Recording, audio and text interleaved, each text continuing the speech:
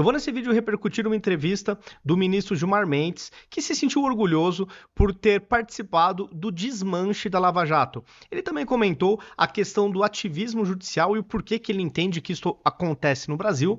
Quero falar também sobre a prisão domiciliar do Chiquinho Brazão, aquele cidadão acusado de ter mandado tirar a vida da vereadora Marielle, e eu quero comparar um pouco com alguns outros casos do 8 de janeiro, porque para mim a discrepância é brutal. E para finalizar, eu quero mostrar um trecho de um comentário de um jornalista da CNN, do Caio Junqueira, que no meio de uma explicação que ele estava dando, ele soltou uma frase já cravando que o clima pioraria com a prisão de Bolsonaro, cravando a prisão de Bolsonaro no final do ano. Será que foi um ato falho? Será que nos bastidores já está tudo determinado? Será que essa questão da defesa do Bolsonaro, da ampla defesa, vai ser uma questão de teatrinho? Não sei, mas é sobre estes assuntos todos que eu vou comentar no vídeo de hoje.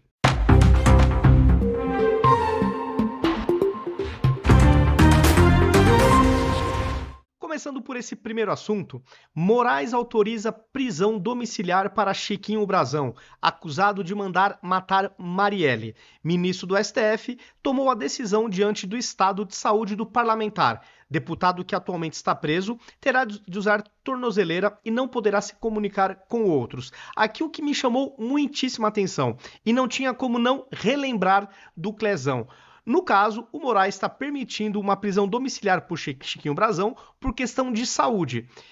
Se eu não estiver muito enganado, se a minha memória não estiver me traindo, o Clezão teve uma situação similar, ele tinha um problema de saúde, avisou as autoridades, se eu não me engano a PGR também recomendou que ele fosse para domiciliar, tá? Se eu não me engano teve a recomendação da PGR, e o Moraes acabou não fazendo nada. E o Clezão acabou perdendo a vida no presídio, ele não voltou para casa, apesar do pedido da defesa, comprovando que ele tinha problemas de saúde. Então, quando eu li isso aqui, na hora já veio para mim a memória do Clezão. Mas eu quero mostrar para vocês também o comentário do Eneg, da Band, que ele não comparou com o caso do Clezão, mas ele comparou com o caso da Débora, aquela moça que pichou a estátua com batom, uma mulher super perigosa para a democracia brasileira, não é mesmo? Vamos ver o que o Eneg falou. Olha, a gente sabe que cada caso é um caso, mas olha isso, há 2 semanas o ministro Alexandre de Moraes colocou a cabeleireira Débora Santos em prisão domiciliar.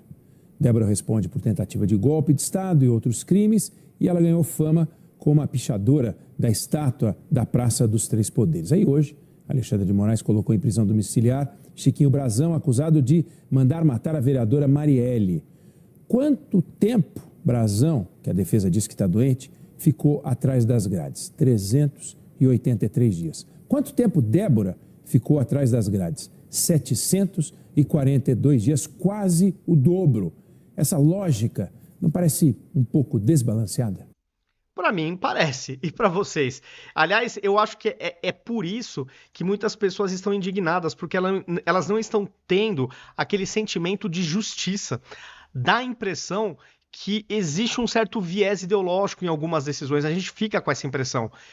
E até vendo comentários de vários especialistas, advogados, juristas aposentados, desembargadores aposentados, a gente vê essa galera comentando, eles que têm notório saber jurídico, a gente pensa, pô, realmente, parece que nem sempre é uma questão puramente técnica. Então, essa é uma coisa que, do meu ponto de vista, é horrível para o judiciário, porque faz com que, perante boa parte da sociedade, ele seja visto com desconfiança, seja visto não como um poder técnico, mas um poder político, né? Um poder até mesmo militante, enfim, mas com um viés mais político do que técnico. E isso é péssimo. E aqui agora eu quero comentar essa entrevista que o Gilmar Mendes deu neste final de semana. Entre outras coisas, ele falou que se sente muito orgulhoso de ter participado do desmanche da Lava Jato, e ele também justificou a questão do ativismo judicial. Nesse primeiro momento, eu vou trazer as falas dele se orgulhando de ter participado do desmanche da Lava Jato, detonando a operação, falando que foi uma organização criminosa. Olha que absurdo as coisas que ele falou. E depois eu vou trazer um corte de uma reportagem da Folha que repercutiu essa entrevista, onde o ministro fala um pouco da questão do ativismo judicial. E claro, eu pensei o seguinte, ele vai fazer uma autocrítica, que nada, acabou responsabilizando a Constituição e a autocrítica que é bom, a gente acaba não vendo por boa parte dos ministros que compõem, né, o STF nos dias de hoje. Vamos dar um play para ver esse trechinho que ele fala especificamente da Lava Jato. Toda a impressão, tudo aquilo que depois se revelou na chamada Vaza Jato e depois Operação Spoofing, parece que eu já sabia. Que o juiz combinava com os procuradores, as ações, e depois isso tudo ficou provado. Alguém disse, mas o senhor tinha inside information lá? Nada disto. Uma vantagem da gente envelhecer lendo é que a gente acaba ganhando essa capacidade de adivinhar, não é? Então, eu acho que adivinhei. E fico muito orgulhoso de ter participado desse processo que você chamou de desmanche da Lava Jato, porque era uma organização criminosa. O que eles organizaram em Curitiba, lamentavelmente, era uma organização criminosa. Só para dar um exemplo para vocês que vivem nos Estados Unidos, em função talvez até da influência do cacoete americano, com honorários e coisa do tipo, eles colocavam nas cláusulas que 20% do resultado dos acordos iria para o Ministério Público. Nós dissemos, isso não pode. Aí eles criaram a tal famosa Fundação Dallagnol, com 2,5 bilhões, para eles pagarem palestras e fazerem campanhas anticorrupção. Nada que tivesse nada a ver com o direito brasileiro. Era um aproveitamento daquilo. O que a gente escuta na Operação Spoofing, falando como que eles iriam destruir a vida empresarial do empresário A, do empresário B, do empresário C, a gente pensa que é uma conversa... Bom, aqui algumas coisas. Primeiro, eu acho lamentável que ministros participem com tanta frequência de eventos, inclusive patrocinados por empresas privadas. Ó, aqui a gente vê aqui embaixo, por exemplo, ó, o BTG Pactual, entre outros. Tá? Eu acho que isso aí não é recomendável. Os ministros deveriam ser muito mais reservados. Dão entrevistas o tempo todo, não diminui esse ritmo. Eu acho, eu sou leigo, mas eu vejo especialistas falando que o juiz deveria se resumir nos autos, ficar apenas nos autos. Não ficar dando entrevistas, não ficar participando de tantos eventos assim, sabe? Tinham que ter um perfil um pouco mais contido. Aqui eu não vou falar que a Lava Jato tudo foi lindo, maravilhoso, mas eu acho que os erros da Lava Jato, comparados aos erros que vem acontecendo do STF nesses processos que envolvem a direita, e eu sou leigo, eu estou me baseando no que especialistas falam, mas ficou com a sensação de que a Lava Jato praticamente não fez nada de muito absurdo se comparar com coisas que vem acontecendo atualmente. O Gilmar Mendes se diz um juiz garantista, mas eu não estou vendo esse garantismo quando envolve réus rotulados como bolsonaristas contra cidadãos de direita. Aliás, muitos estão sendo julgados sem ter foro privilegiado diretamente no STF. Me parece muito estranho. Como leigo, mas especialistas também acham estranho. Então, cadê o garantismo, né? Eu sinto, me realmente parece de que a mão pesa a depender da ideologia do réu. Fico com essa impressão. O Marco Aurélio sempre fala, né, que o processo para ele não tinha capa. Bom, para ele não sei, mas aparentemente, para alguns magistrados, né, aparentemente processos têm capa no Brasil. A depender da pessoa, do cidadão, a mão pode pesar mais ou menos. É uma sensação horrível que eu tenho. Eu não queria ter essa percepção de um poder tão técnico que é o poder judiciário, que não é um poder político, é um poder puramente técnico, cumpridor das leis. Mas eu tenho essa sensação e é terrível. Queria muito que a realidade, diante dos meus olhos, me fizesse mudar de opinião. Será que um dia vai mudar? Espero que sim. A gente tem que ser sempre otimista. E aqui também, num dado momento, ele comentou, né, que a Lava Jato criou um fundo aí com 2 bilhões, né, se não me engano foi esse valor que ele falou, e que seria utilizado para eventos, para pautas anticorrupção. Pô, meu Deus do céu, eu acho que qualquer cidadão brasileiro quer realmente que essa agenda anticorrupção seja, assim, tenha vários eventos para conscientizar as pessoas, os cidadãos. Até aí eu não vi nada demais. Talvez do ponto de vista jurídico isso aí não deva ser uma coisa correta, talvez seja isso que ele esteja falando, mas a intenção em si de combater a corrupção e propagar esta pauta para abrir a mente das pessoas, para não fazer coisas erradas, porque corrupção é crime, isso eu acho louvável, tá? Então aqui só um comentário meu acerca do que ele falou. E ao mesmo tempo também, a Lava Jato foi uma operação que realmente mudou o paradigma no Brasil. Pena que a gente já voltou pro status quo, né? Mas até então, num curto intervalo de tempo, a gente ficou com aquela esperança de que, ladroagem, que partindo de políticos, de empresários, tende a diminuir, porque agora a justiça vai ser implacável. E aí, infelizmente, a operação foi, né, implodida, passou por um desmanche, como uma expressão que ele mesmo utilizou aqui.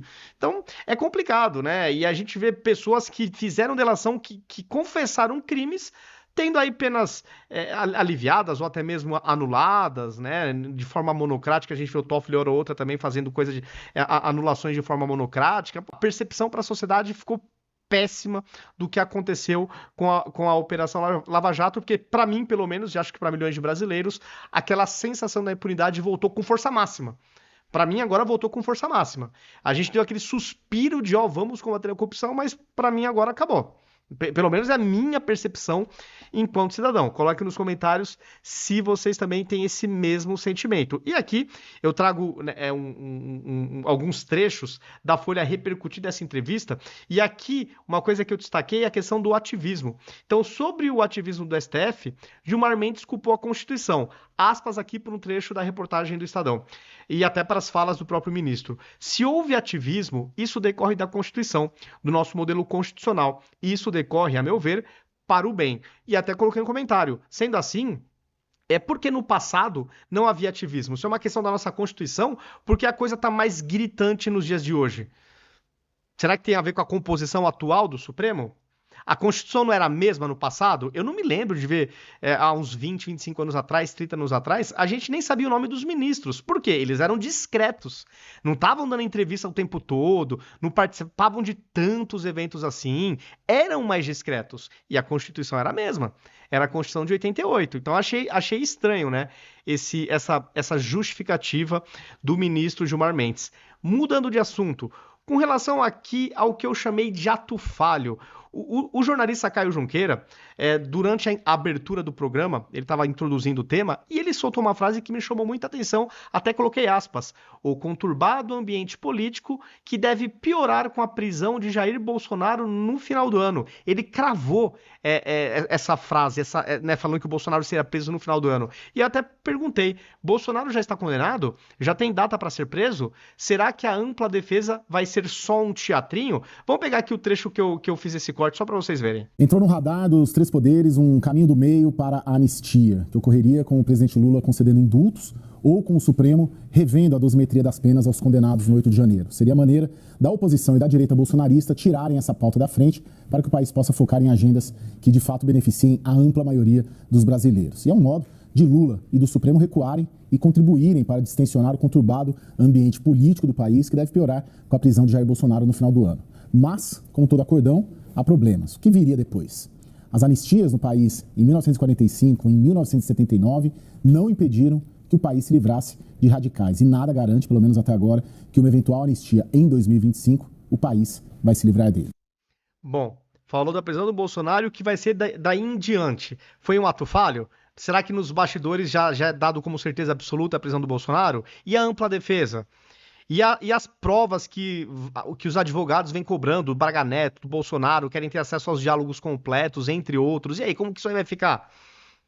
Estranho, né? Achei bem curiosa essa afirmação dele, sem hesitar, em relação à prisão do Bolsonaro. O que vocês acharam? Como vocês interpretam isso? Foi só um erro? Foi um vacilo dele? Ou de fato, isso aí já está dado como certo e não tem conversa, não tem mais o que a defesa possa fazer? Coloquem nos comentários o que vocês acham. E para finalizar, pessoal, é impressionante. Eu até coloquei aqui, né? Inigualável. Aqui é o Bolsonaro saindo, dia 12 de abril, esse sábado, tá? Do hospital, lá no Hospital Rio Grande, em Natal. O Bolsonaro é impressionante, em qualquer lugar que ele vai, ele é ovacionado. Ele é majoritariamente aplaudido, majoritariamente ovacionado pela população. Aqui é no hospital, olha isso, galera.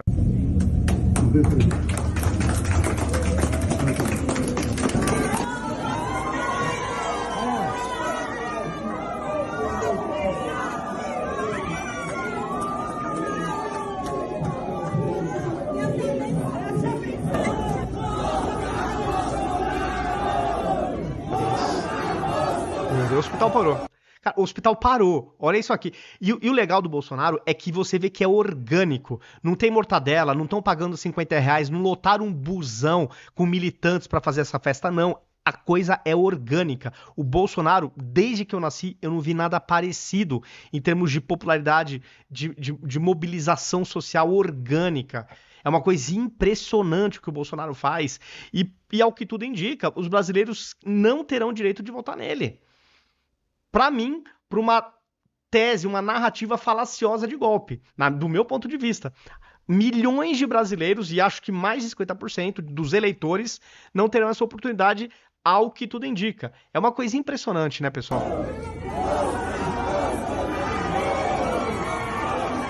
Olha isso.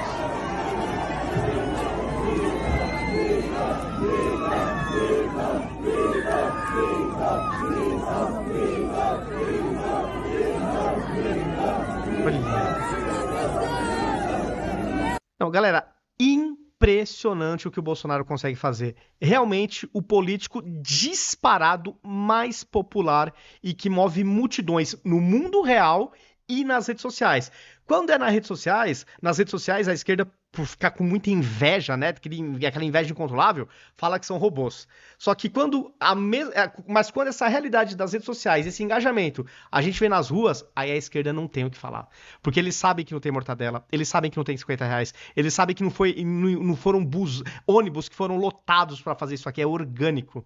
Eles sabem disso. Aí não tem o que falar. Aí tem que ficar quietinho, pôr o rabinho no meio das pernas, porque aí não tem o que falar. É uma coisa realmente impressionante. Pessoal, estes foram os assuntos do vídeo de hoje. Coloquem nos comentários o que vocês acharam, se concordam com as minhas opiniões acerca dos assuntos que eu comentei, se concordam ou não e o porquê, deixem nos comentários. Se vocês gostaram do vídeo, compartilhem. Compartilhem nas suas redes sociais, nos seus grupos de WhatsApp pra gente sair da bolha. Se gostaram, deixe o like. Isso, de fato, ajuda a aumentar o engajamento do vídeo. E os convido também a me seguir em todas as redes sociais. Em todas elas, eu estou como @ViniciusCFP82. Aqui em cima, em vermelhinho, está o meu username. E vocês me encontram dessa forma em todas as plataformas. Dado o recado, feito o convite, até